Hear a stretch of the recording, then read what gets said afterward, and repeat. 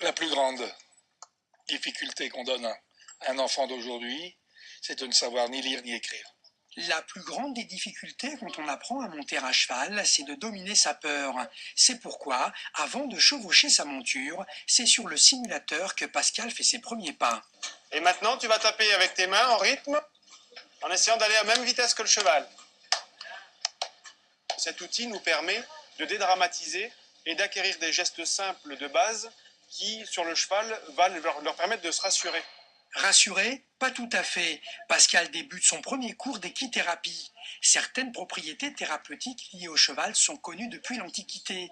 La mise à cheval est ici pratiquée pour favoriser l'évolution de certaines maladies. Il est pas méchant? Ah non, il n'est pas méchant, il est gentil. Tu m'as vu? Énervé un petit peu. C'est la première fois, elle ne te connaît pas. Les poneys ont des réactions complètement différentes que dans les cours classiques ou autres, où ils sont plus cabochards.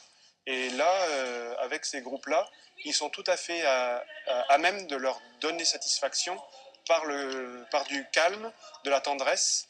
Et les poneys, par ça, on voit qu'ils s'adaptent, si vous voulez, aux personnes qui ressentent. Voilà, complètement. La plupart de ces personnes extraordinaires, comme on les appelle ici, trouvent au contact de l'animal du bien-être. Le cheval ne juge pas, il est relativement simple, doux et chaud, socialement valorisant. Donner des cours d'équithérapie ne s'improvise pas. Au Val-de-Selle, on l'a compris depuis plusieurs années. Ici, les moniteurs sont spécialement formés pour accueillir ce genre de public.